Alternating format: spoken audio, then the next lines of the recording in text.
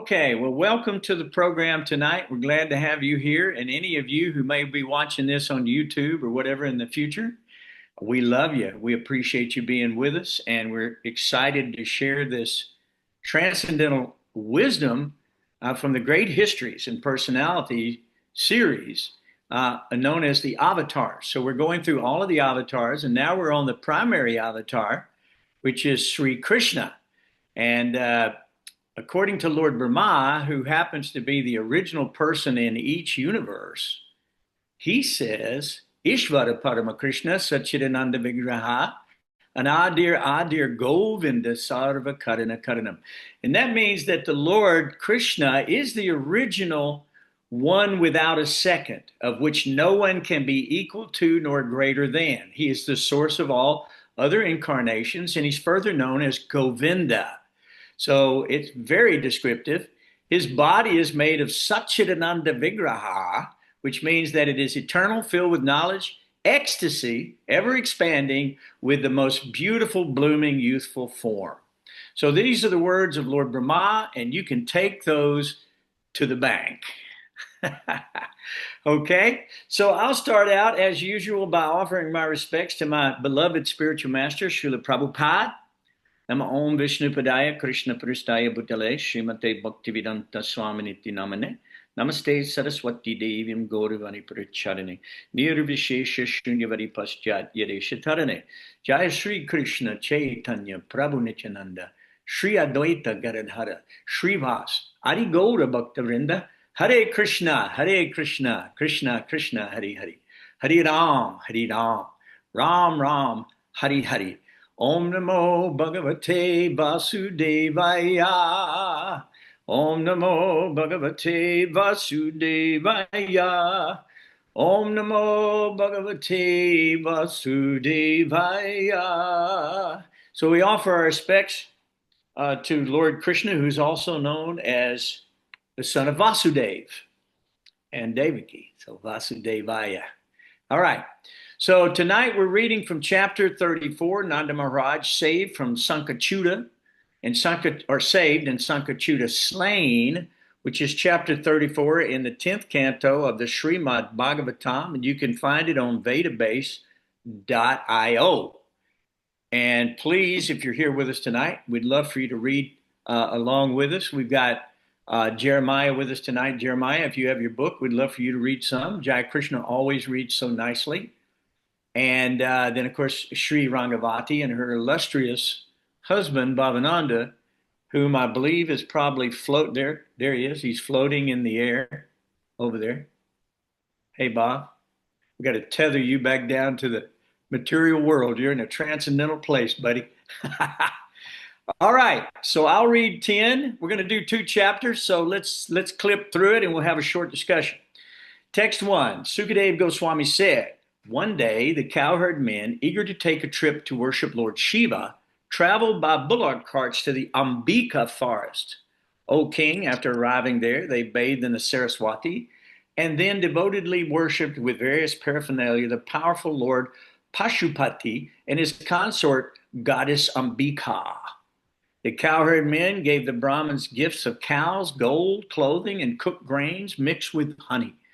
Then the cowherds prayed, may the Lord be pleased with us. Nanda, Sunanda, and the other greatly fortunate cowherds spent that night on the bank of the Saraswati, strictly observing their vows. They fasted, taking only water. During the night, a huge and extremely hungry snake appeared in that thicket. Slithering on his belly up to the sleeping Nanda Maharaj, the snake began swallowing him. In the clutches of Nanda Maharaj cried out, Krishna, Krishna, my dear boy, this huge serpent is swallowing me. Please save me, who am a surrendered soul to you. When the cowherd men heard the cries of Nanda, they immediately rose up and saw that he was being swallowed. Distraught, they beat the serpent with blazing torches. But even though the firebrands were burning him, the serpent would not release Nanda Maharaj. Then the Supreme Lord Krishna, master of his devotees, came to the spot and touched the snake with his foot. The snake had all his sinful reactions destroyed by the touch of the Supreme Lord's divine foot, and thus he gave up his serpent body and appeared in the form of a worshipable Vidyahara. The Supreme Lord Rishikesha then questioned this personality who is standing before him with his head bowed, his brilliantly effulgent body bedecked with golden necklaces. Lord Sri Krishna said, "My dear sir, you appear so wonderful, glowing with such great beauty. Who are you, and who forced you to assume this terrible body of a snake?" So, who would like to pick up reading from there? That's text 11. I'm happy to. Okay, please. Okay.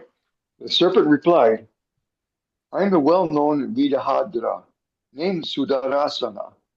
I was very opulent and beautiful, and I used to wander freely in all directions in my airplane. Once I saw some homely sages of the lineage of Angriya Muni. Proud of my beauty, I ridiculed them, and because of my sin, they made me assume this lowly form. It was actually for my benefit that those merciful sages cursed me, since now I have touched by the foot of the Supreme Spiritual Master of all the worlds, and have thus been relieved of all inauspiciousness. My Lord, you destroy all fear for those who, fear this material world, take shelter of you. By the touch of your feet, I am now freed from the curse of the sages. O destroyer of distress, please let me return to my planet. O Master of mystic power, O great personality, O Lord of the devotees, I surrender to you. Please command me as you will, O Supreme God, Lord of all lords of the universe. O infallible one, I was immediately freed by the Brahmana's punishment, simply by seeing you. Anyone who chants your name purifies all who hears chanting, as well as himself. How much more beneficial, then, is the touch of your lotus feet? Thus, receiving the permission of Lord Krishna, the demigod Sundarasana circumambulated him, bowed down to offer him homage, and then returned to his heavenly planet. Nanda Maharaj was thus delivered from peril. The inhabitants of Braja were astonished to see the mighty power of the Sri Krishna. Dear king, they then completed their worships of Lord Shiva and returned to Braja, all along the way respectfully describing Krishna's powerful acts. Once Lord Govinda and Lord Rama, the performance of a wonderful feats, were playing by the forest at night with the young girls of Braja. Krishna and Balaram wore flower garlands and spotless garments, and their limbs were beautifully decorated and anointed. Women sang their glories in a charming way, bound to them by affection. The two lords praised the nightfall, signaled by the rising of the moon and the appearance of stars. A lotus-scented breeze and bees intoxicated by fragrance of jasmine flowers. Krishna and Balaram sang, producing the entire range of musical sounds simultaneously. Their beginning brought happiness to their ears and minds of all living beings. I always say, over to you, Raghavati.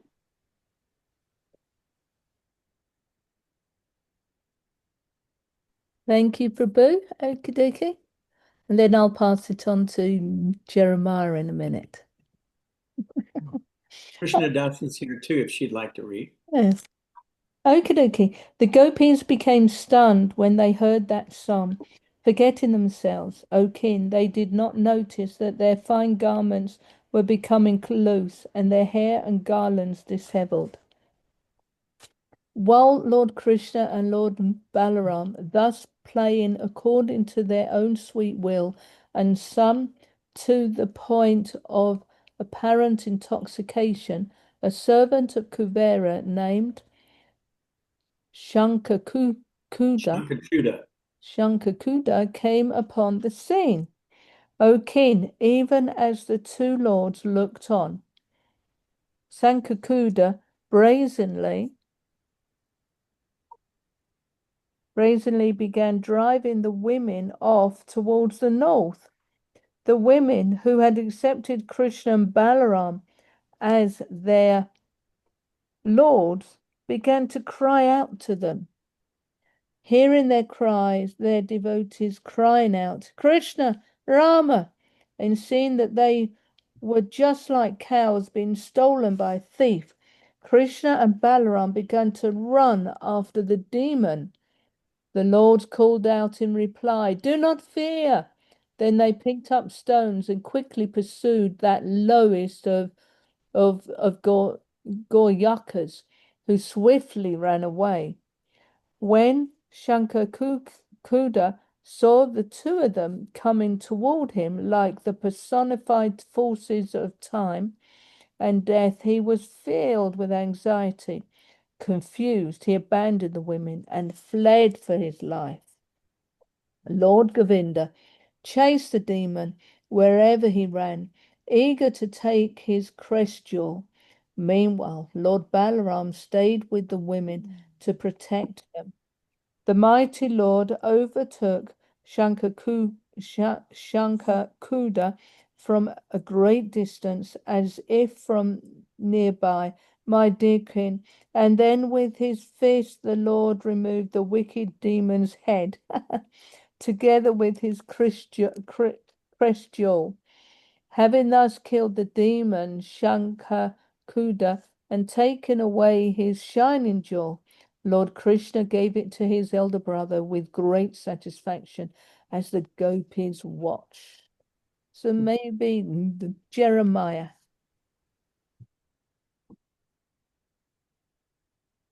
All right, we're moving into 35, correct? Yes. Yes. And you said 10 focus or 10 text? Text 1. All right. But through 10? I would say yes. Okay, thank you. All right. Sukadeva Goswami said, whenever Krishna went to the forest, the minds of the gopis would run after him, and thus the young girls sadly spent their days singing of his pastimes. The gopi said, when Mukunda vibrates the flute he has placed to his lips, stopping its holes with his tender fingers, he rests his left cheek on his left arm and makes his eyebrows dance. At that time, the demigoddesses traveling in the sky with their husbands, the Sitas, become amazed. As those ladies listen, they are embarrassed to find their minds yielding to the pursuit of lusty desires, and in their distress they are unaware that the belts of their garments are loosening. O girls, the sons of Nanda, who gives joys to the distressed, bears steady lightning on his chest and has a smile like a jeweled necklace. Now please hear something wonderful. When he vibrates his flute, Vajra's bulls, deer, and cows, standing in groups at a great distance, are all captivated by the sound, and they stop chewing the food in their mouths and cock their ears. Stunned, they appear as if asleep or like figures in a painting. My dear Gopi, sometimes Mukunda imitates the appearance of a wrestler by decorating himself with leaves, peacock feathers, and colored minerals. Then, in the company of Balaram and the cowherd boys, he plays his flute to call the cows. At the time the rivers stop flowing, their water stunned by the ecstasy they feel as they eagerly wait for the wind to bring them the dust of his lotus feet. But like us, the rivers are not very pious, and thus they merely wait with their arms trembling out of love. Krishna moves about the forest in the company of his friends, who vividly chant the glories of his magnificent deeds. He thus appears just like the Supreme Personality of Godhead, exhibiting his inexhaustible opulences. When the cows wander onto the mountainsides and Krishna calls out to them with the sound of his flute, the trees and creepers in the forest respond by becoming so luxuriant with fruits and flowers that they seem to be manifesting Lord Vishnu within their hearts. As their branches bend low with the weight, the filaments of their trunks and vines stand erect out of the ecstasy of the love of God, and both the trees and the creepers pour down a rain of sweet sap. Maddened by the divine honey-like aroma of the tulsi flowers and the garland Krishna wears, swarms of bees sing loudly for him, and that most beautiful of all persons thankfully acknowledges and acclaims their songs by taking his flute to his lips and playing it. The charming flute song then steals away the minds of the cranes, swans, and other lake-dwelling birds. Indeed, they approach Krishna, close their eyes, and maintaining strict silence, worship him by fixing their consciousness upon him in deep meditation.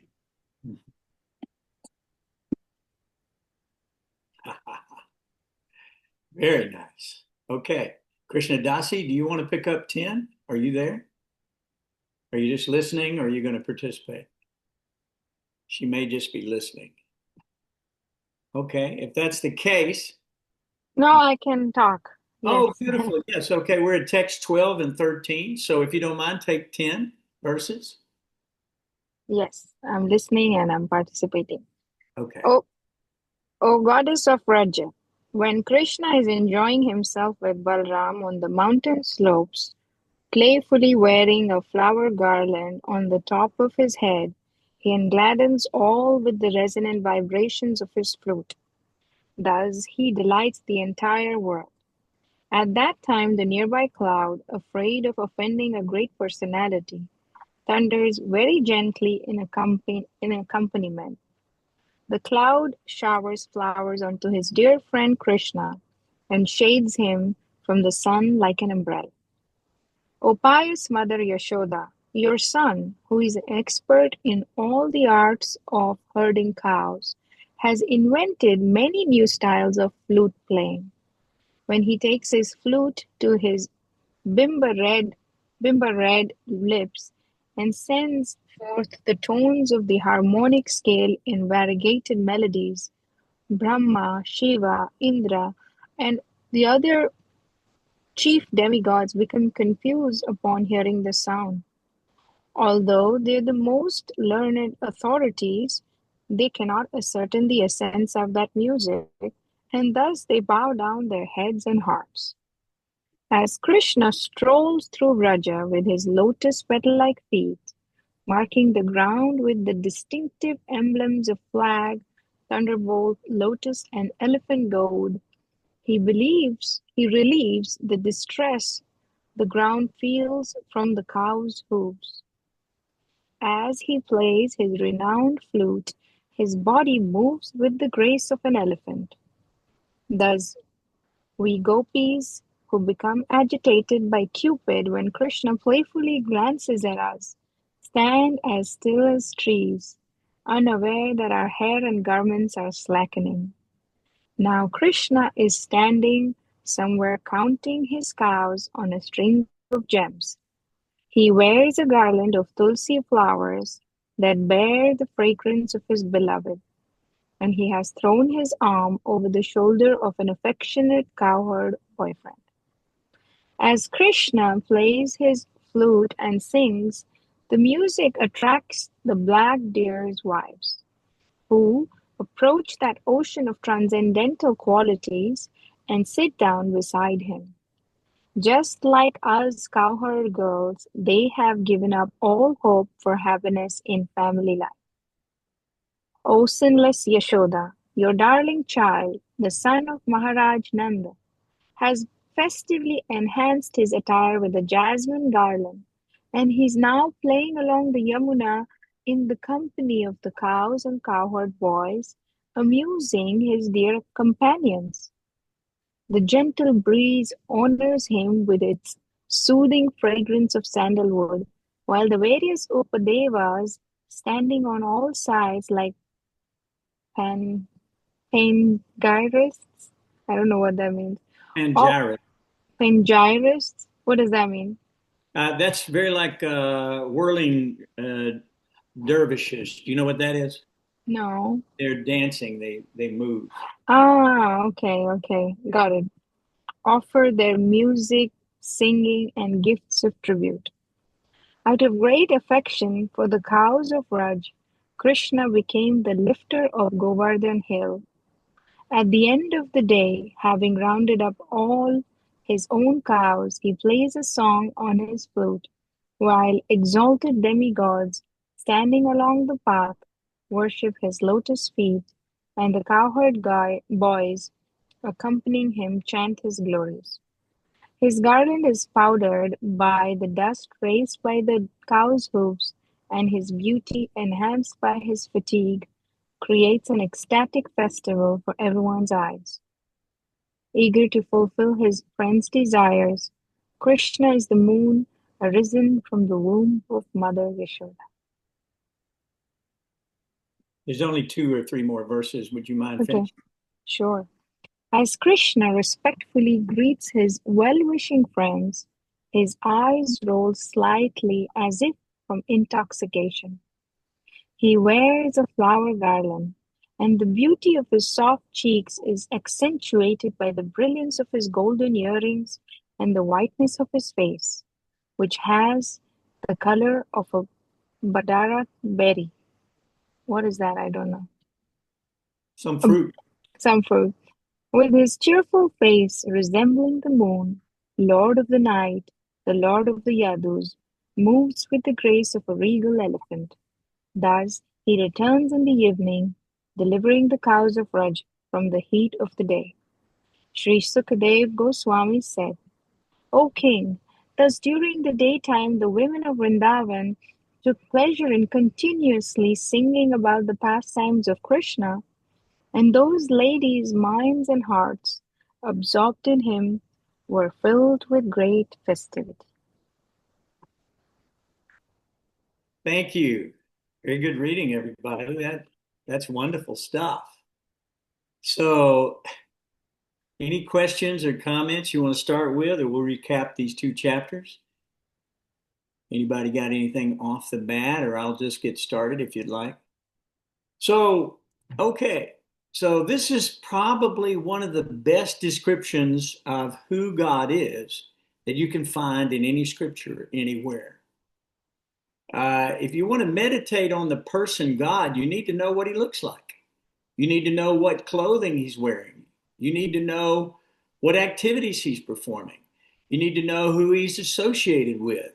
The demigods themselves are along the path, worshiping Krishna as he comes back from herding the cows.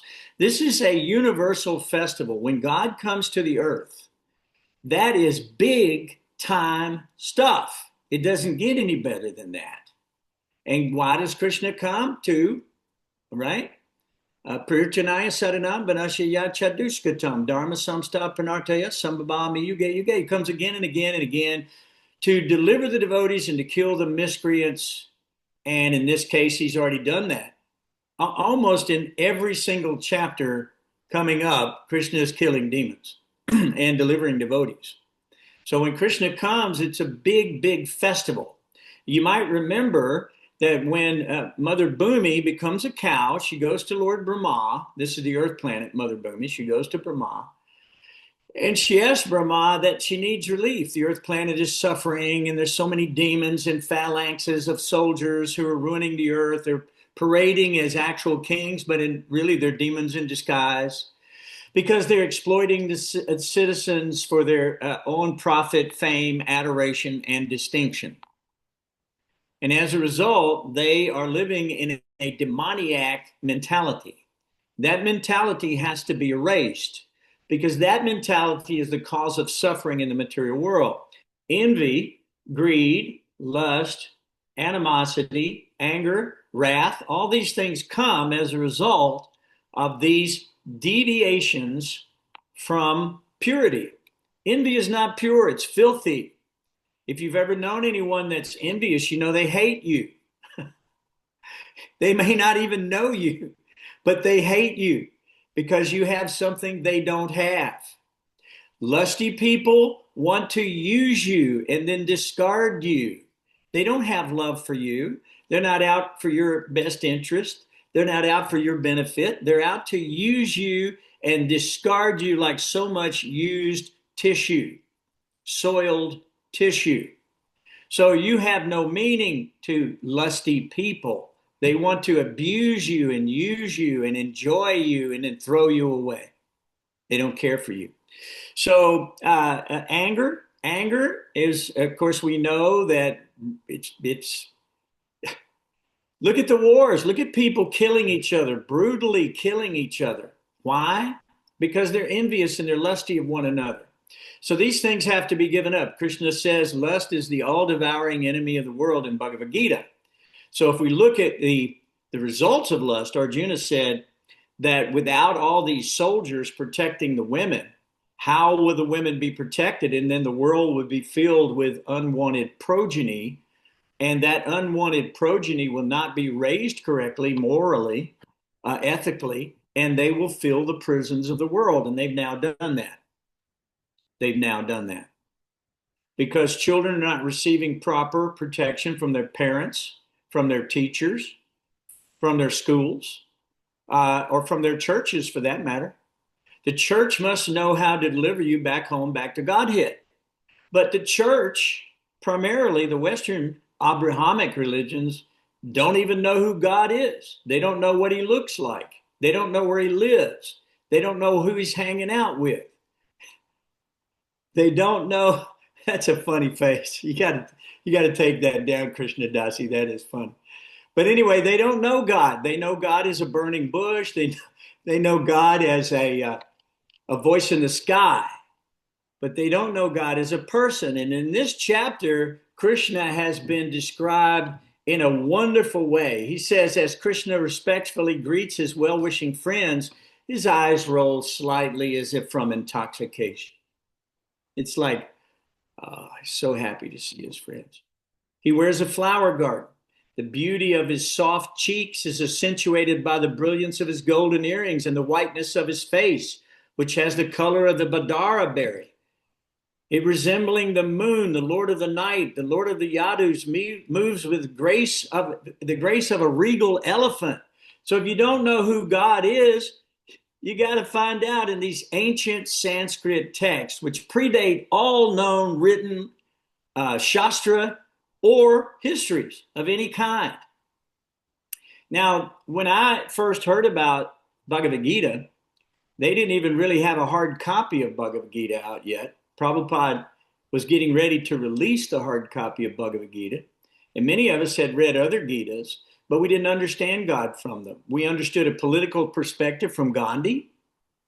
Okay. Politics is so much useless hogwash. Why? Because it divides us against ourselves. We're all one party.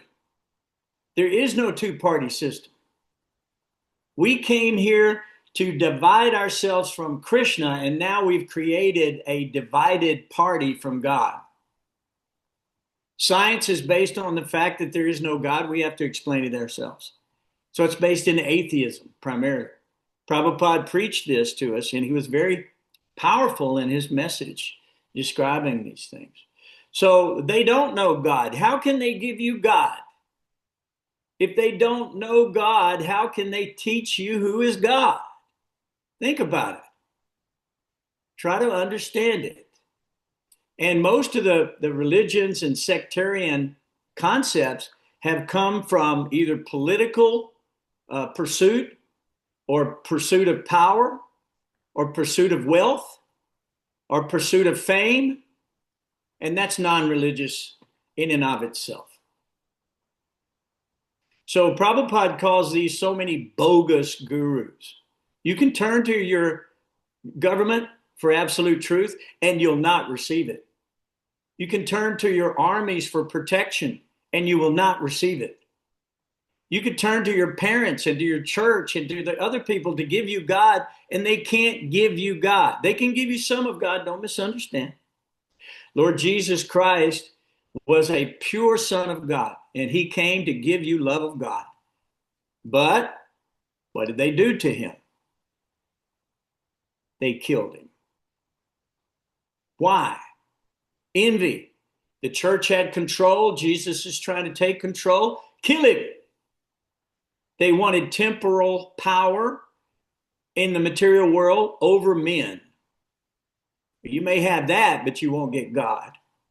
And as a matter of fact, the Bible says the only thing you get when men know your pious acts is that reward, and that's all you shall receive. That is a temporary reward of grandeur in the eyes of men.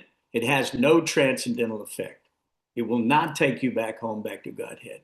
In the Vedas, it's called karma kanda. Karma kanda means I work as a business relationship with God to receive money, power, wealth, a beautiful wife, good children, fame, profit. I want to be a demigod. I want to go to the heavenly planets and enjoy a long life of pleasure. But I like to do it without God primarily. So what they've done is they've thrown God out of the schools. And in many cases, he's even been thrown out of the church. So try to understand that these people will have a hard time giving you God because they don't even know what he is or who he is or what he does. They think he's some old man on a cloud with a gavel in his hand, hating you so bad that he slams it down and sends you to hell eternally.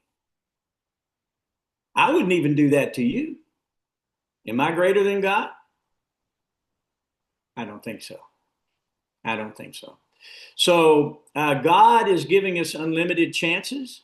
This karma, it carries life after life after life. This is all very nicely explained by Krishna and Bhagavad Gita. Anyone can read and understand that you carry with you your karma from life after life, just like the air carries aromas into a new body. Otherwise, how come children are born beautiful, wealthy, famous already, very intelligent, high IQ, beautiful, and other children are born in poverty, deformed, ugly, diseased, no intelligence, no opportunity? How is that possible? Does God hate them?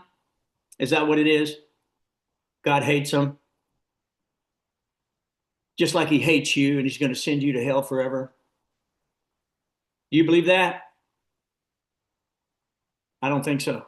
If you read the Vedas, you'll find the answers in truth are that God gives you unlimited opportunities to come to him. It's a free will situation. He does not force himself upon you, and you create your own karmic retribution. You can read the law and follow it, or you can ignore the law. You'll be the beneficiary or the victim of your own demise, one way or the other. It has nothing to do with God hating you. He's giving you a great opportunity to be as happy as the Gopis and all of the plants and animals, etc., and so forth of Vrindavan. So these stories are very, very wonderful. And in Krishna, he's very clear to explain, Janma karma chame divyam, evam yo veti tabbataha, chaktvam deham panarjanma, naitimam eti sorjana. And that means that anyone who knows the transcendental nature of my appearance and of my activities, which is what we're studying here, anyone who knows does not, upon leaving the body, take his birth again in this temporary world of birth and death, but he attains to my eternal abode, O Arjuna. So this is so important that these messages of Srimad Bhagavatam, that these stories of Srimad Bhagavatam, which are the most ancient writings on the planet, are made available to everyone. When I first got Srila Prabhupada's Bhagavad Gita and read it, my head exploded. I had hundreds and hundreds of questions that were unanswered by anybody, anywhere. I had gone to everyone, even to the churches, everywhere. No one knew. No one has seen God, they say. Well, is the Bible contradictory? The Bible says the pure at heart shall see God. Is no one pure at heart? Maybe not. But those who are do get to see God. These gopis, these devotees, these cowherd boys that are in this story are pure at heart. Arjuna was pure at heart.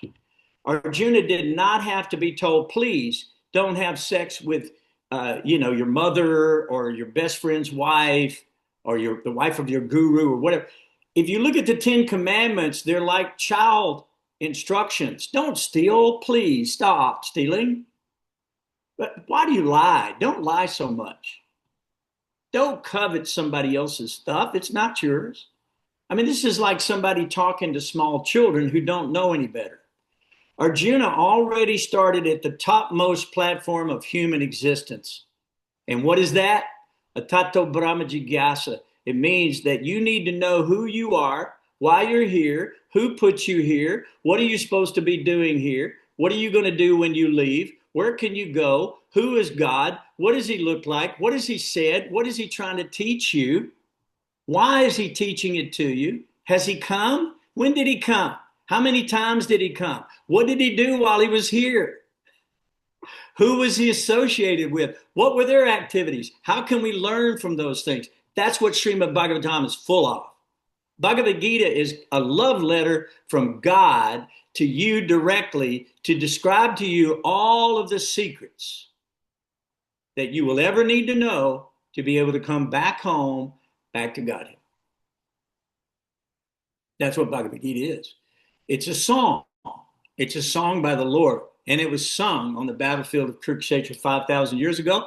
And there's a beautiful shrine there to commemorate that. It is a historical place. It is not mythology. These are true stories. They actually happened.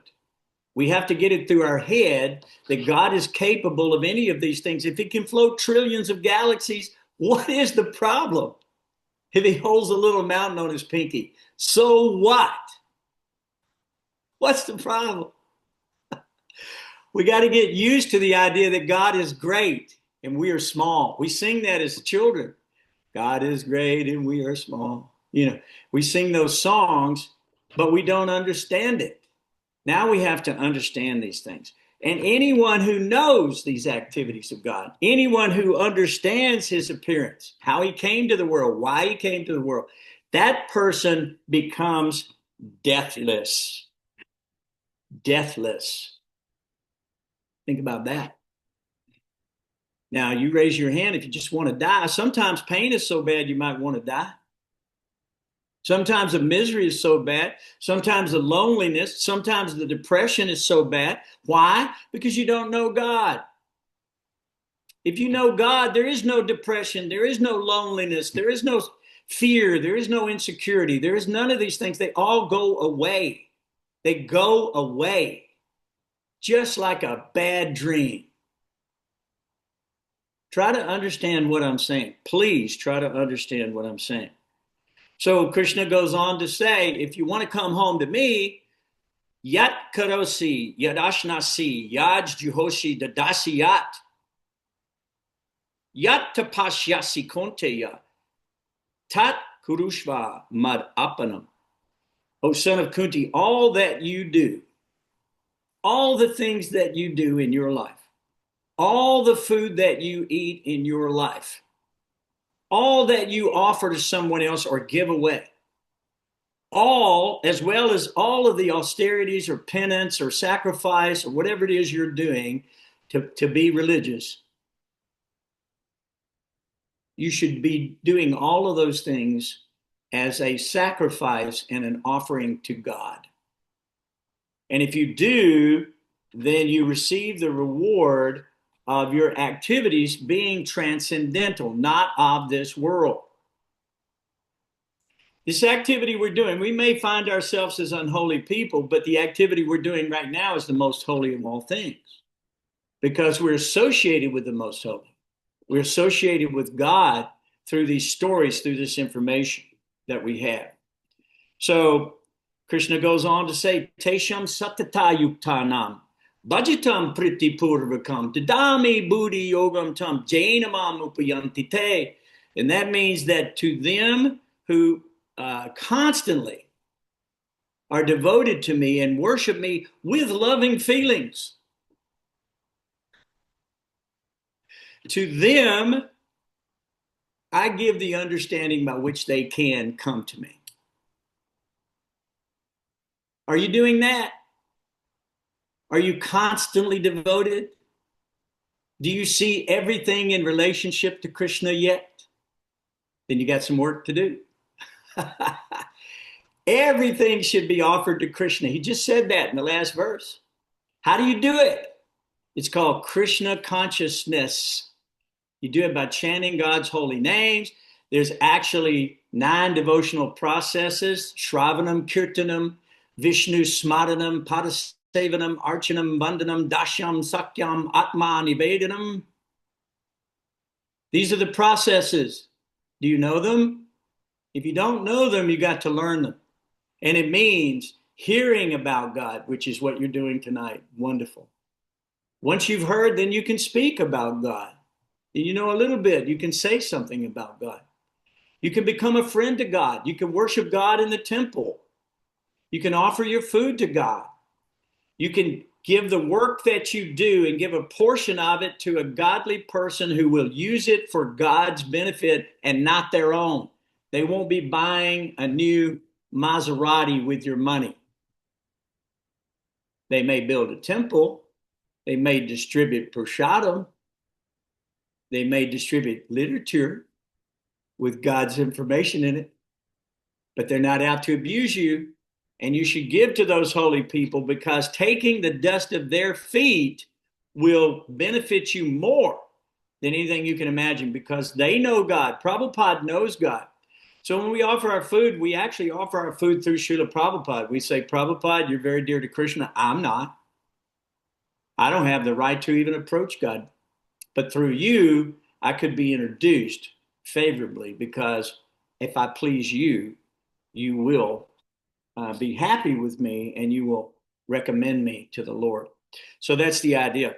So Krishna goes on to say, Te shami vanu kampartam aham marjana jam tamaha. Out of compassion, he says, I dwelling in their hearts, destroy with a shining lamp of knowledge the darkness which is born of ignorance.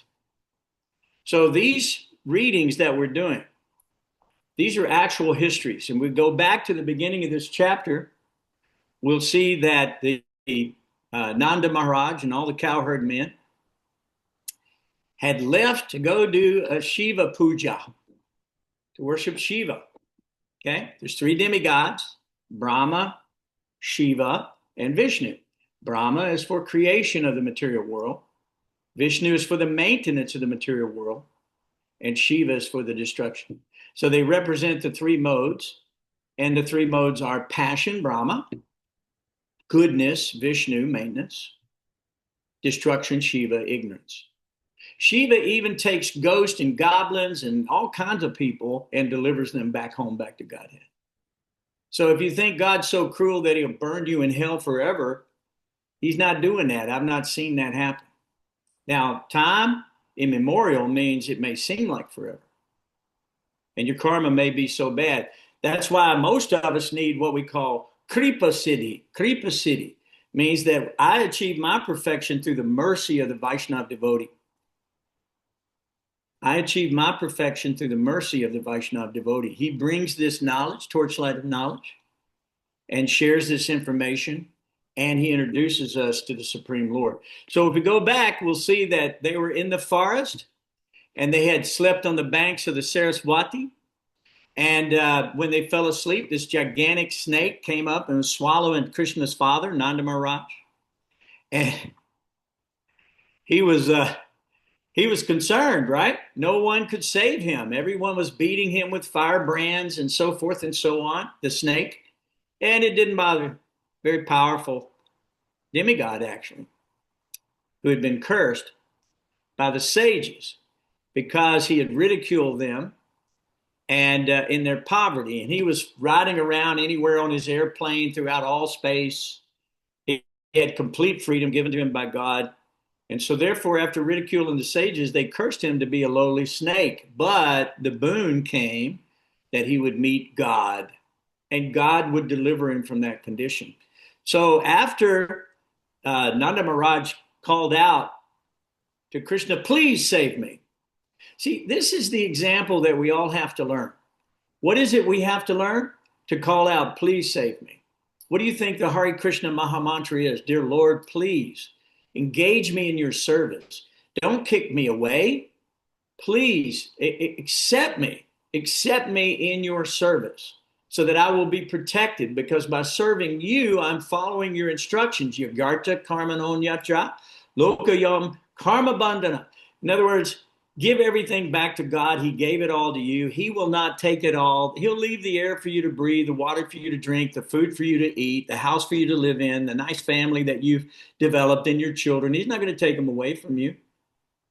But by giving them to him, they become completely spiritualized and are no longer bound by karma in the material world.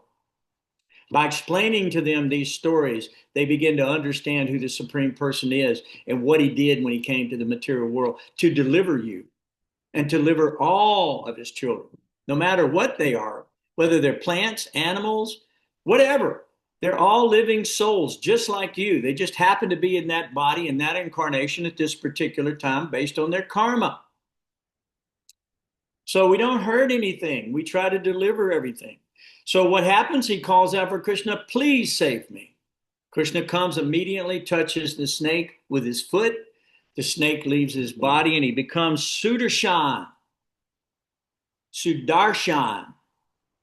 Sudarshan. He becomes Sudarshan, who's a great demigod who had been flying freely. He asked Krishna, please allow me to go home to my planet. He'd been suffering for so long. And Krishna took his devotional service, and he was awarded the touch of the foot of the Supreme Personality of Godhead, of whom all persons in the universe are envious of that, really, transcendentally envious, even the Gopis, that he was touched by the foot of Sri Krishna. Even the goddess of fortune, anytime Tulsi is placed on the foot of the Lord, or anytime she gets to massage the feet of the Lord, it becomes a great festival, according to Srimad Bhagavatam. It's a big festival. It's a party. Because the Lord's lotus feet bestow all benediction. It is no problem. So it goes on, all right. So the next story, now he was touched, so he was delivered. So the next story is Krishna and Balaram are passing time in the forest of Vrindavan with the Gopis. They're having a big time. It's fun. They're enjoying the company of the cowherd girls. And this servant of Kuvera, his name is Sankachuda. Sankachuda. Sankachuda was a demon. And in the purport, it doesn't say this, but in the purport it does. It says that he had a big stick with him. And he threatened the Gopis with this stick. And he herded them like cows. And he was taking them away from Krishna and Balaram. No one liked that.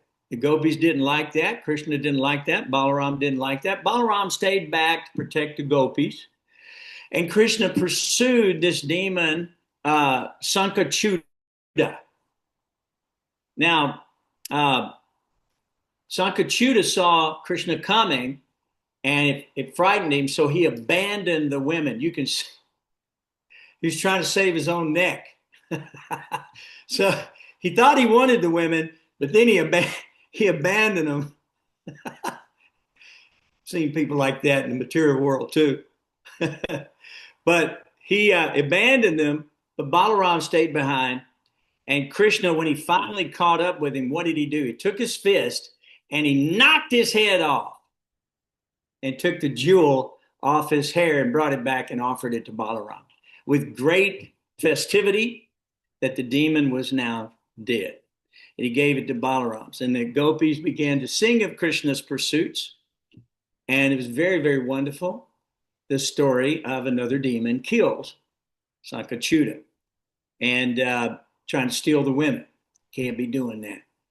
So in the next chapter, that's just the first chapter. The second chapter is the most beautiful chapter. And many times I'll play a little harmonium and read from this chapter because the Gopis are describing Krishna's activities in the forest of Vrindavan. And it don't get any better. It don't get any better than that, y'all. When they describe it, they say that when Mukunda plays his flute, eager to fulfill the desires of his friends, that's what God is, eager to fulfill the desires of his friends. As a matter of fact, the Bhagavad Gita says, I am the self-sufficient, rewarder of all things to everyone. And no matter what you want, you should go to God for it. Whether it's material or spiritual, it doesn't matter. You should go to God to get it because he's the source for Trinaya. What is that? I forgot that verse, but I'll come back to it if I remember. But one thing we do know, Arjuna, what he said was Param Brahma, Param Dhamma, Pavitram Paramam Bhavam, Purusham Shashvatam Divyam, Adideva Majam Vibhum. And that means that Arjuna said, you are the supreme Brahma. You are the ultimate. You are the supreme abode, the supreme purifier. You are the absolute truth. You are the eternal divine person. You are the primal God, one without a second, transcendental and original. and you are the unborn and all-pervading beauty in all things. All the great sages, such as Narada, Asita, Devala, Vyas, everyone we've read about in Srimad Bhagavatam proclaims this of you, and now you yourself are declaring it to me. This is very important stuff, guys, because Krishna comes to establish himself as supreme, to introduce himself to you again, to give you the opportunity to fall in love with him through his miraculous and wonderful activities that benefit everyone. And then he gives himself to his devotees, just like a play toy. He gave himself to the gopis like he was just like a little doll, and they would dress him up, put minerals all over, put flowers on his face. Cowherd boys did this also. Krishna gives himself to his devotees. What does Krishna want? He's eager to fulfill the desires of his devotees. He wants to protect you. He wants to give you everything. Why are you denying him the opportunity to do this? Why? Huh? But does that even make sense? No.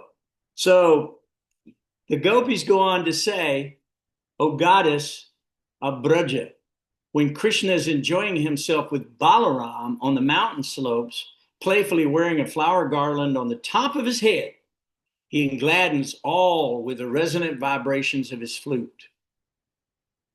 Thus he delights the entire world.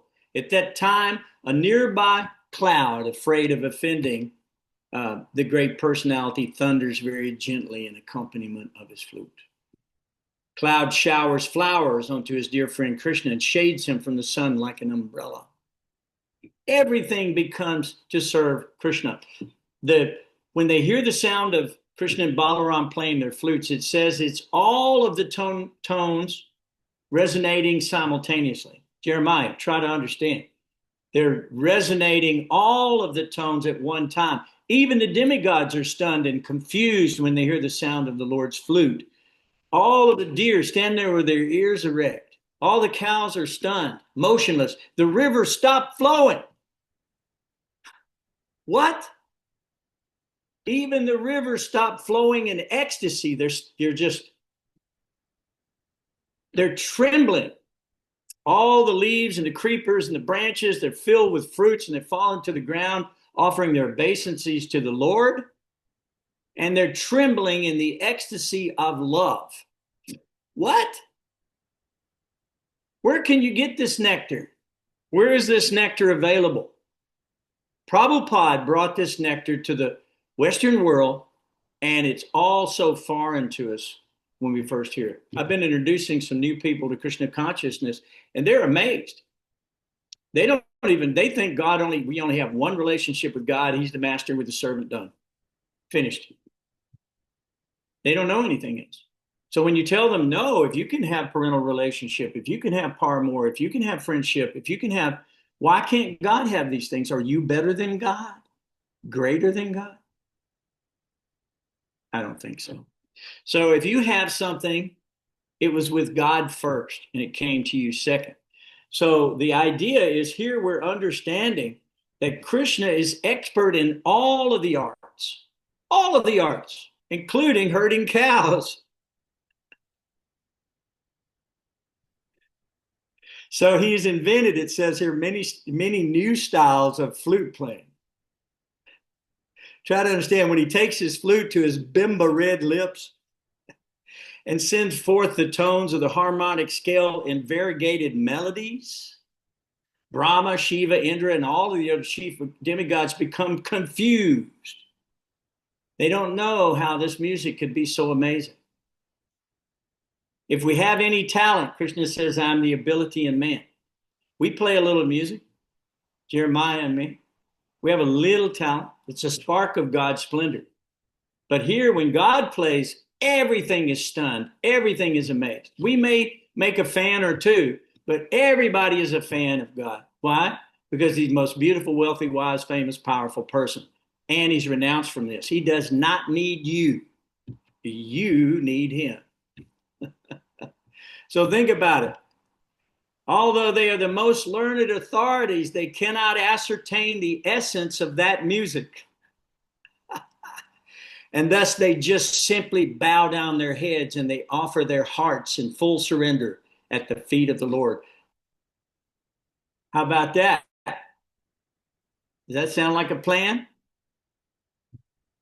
Does that sound like a plan? Yes, it is. So Krishna says in 1155 in Bhagavad Gita, you can read it. You go read it. Study it.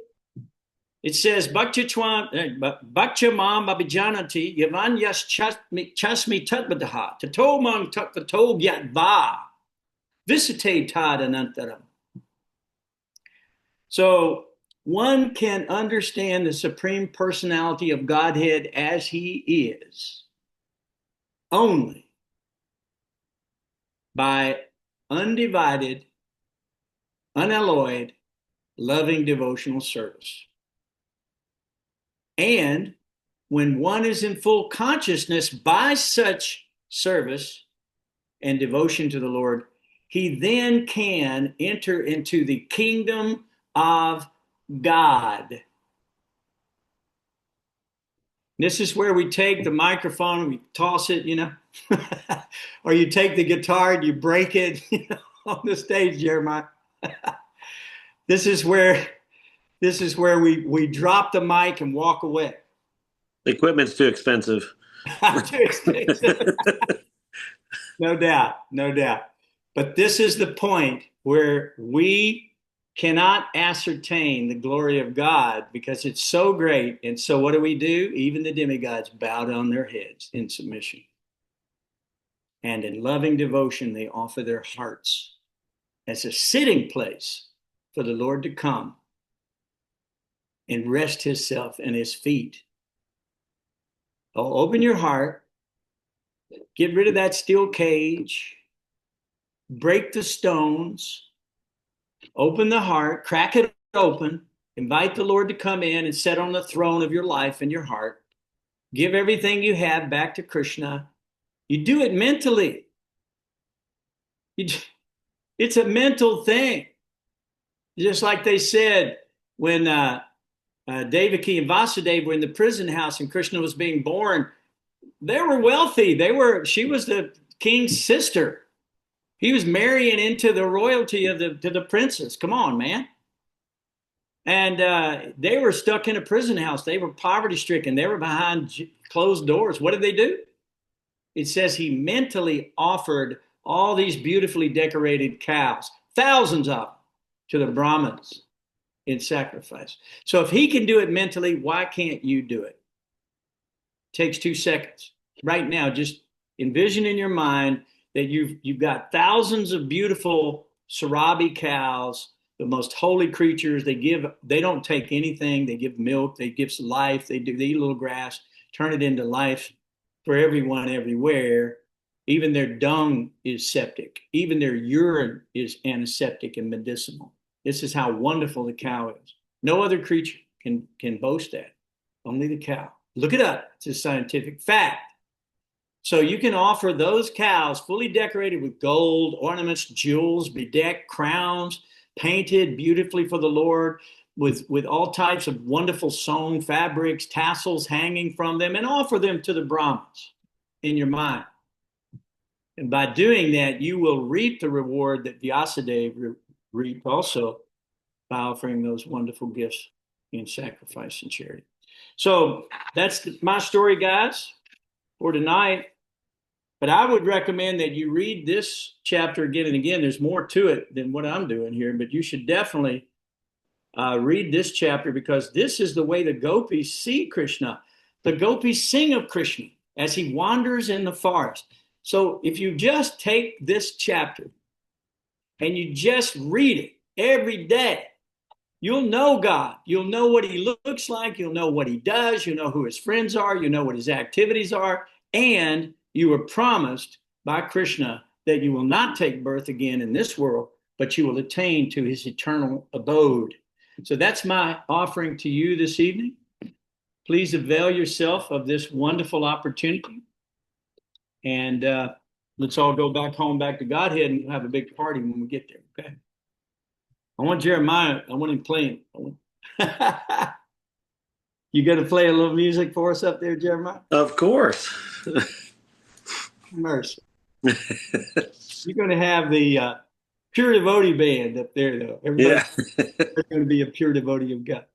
So you guys are wonderful. I really love you, and I appreciate you so much, and I'm grateful for your company. Please pray for Gayatri Das. I need your prayers. I'm struggling in the material world just like the rest of you. I mean, we're all struggling. It's called a hard struggle for existence. We need to pray for one another. We need to send good blessings towards one another and ask the Lord to please show his mercy and kindness upon us, just like Nanda Maharaj called out, please save us.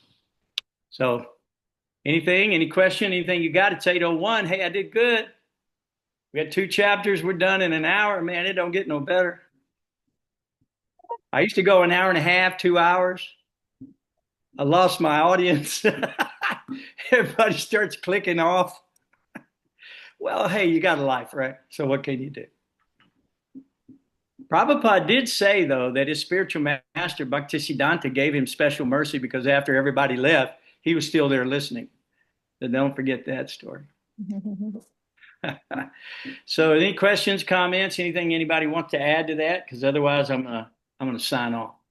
I was thinking about going back to chapter 34, text 15, well, 14 and 15, 14 and 15, the way the serpent demon, he was touched by the foot of Krishna, and then he returned, he became a demigod again. I was thinking this is the causeless mercy of Krishna, because the demon had caused a lot of distress to the cowherd men of Raj, and especially to Nanda Maharaj, because he was swallowing him, so causing him all this distress, all this pain and suffering, to his beloved father. And yet Krishna still bestows his causeless mercy and purifies this demon so he can go back to the spiritual, the heavenly planets. Yeah, well, that's true. However, he had already received the blessings of the Vaishnava. Don't forget. So Krishna, listen, whatever in the Bible it says, whatever you bind on the earth will be bound in heaven. So in other words, the word of the Vaishnava, the curse of the Brahmin, for an example, is irreversible. Krishna won't even reverse it. He doesn't do it. But the Brahmins are so kind that normally speaking, along with the pain comes a really great benediction.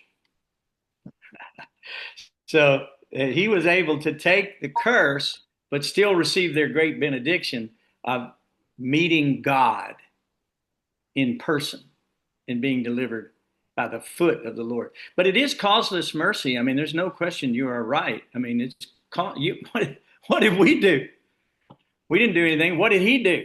He was riding around having a big time in his airplane and going everywhere having fun. I mean, of course, he was a demigod, so he must have done something good. He was in the mode of goodness. But even in the mode of goodness, we see that the demigods sometimes are affected by envy, jealousy, anger, lust. We see that. So don't think that in the material world, these things are contaminations. And as you get out of what I call the cesspool of the mode of ignorance, then you start going up, you get purified, get to the mode of passion, that's human life. Get to the mode of goodness, that's demigod life. But Sudasattva, pure goodness, that is spiritual life. That's Vishnu Duda. That's where you go home back to Godhead. See what I'm saying? So that's what we want. We don't even want the mode of goodness. We don't want the mode of goodness. Mode of goodness is a material contamination.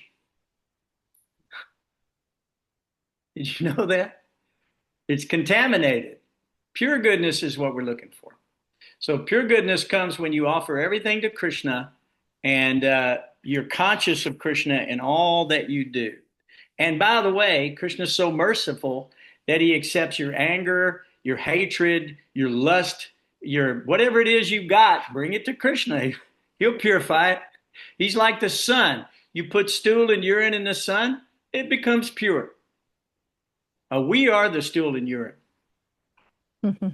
We're the contaminated uh, people, and we need to become purified. So to become associated with the Vaishnavas and the wonderful Shastra and the holy name of the Lord, we become purified. So let's purify ourselves on the way out of here tonight by singing with me or saying with me, Hare Krishna, Hare Krishna, Hare Krishna, Hare Hare Krishna, Krishna, Krishna Krishna, Krishna Krishna Krishna, Hare Hare, Hare Hare, Hare Ram, Hare Hare Ram, Hare Ram, Ram, Hare Ram, Hare Hare Ram, Hare Ram, Ram Ram, Ram Ram, Ram, Ram Ram, Hare Hare.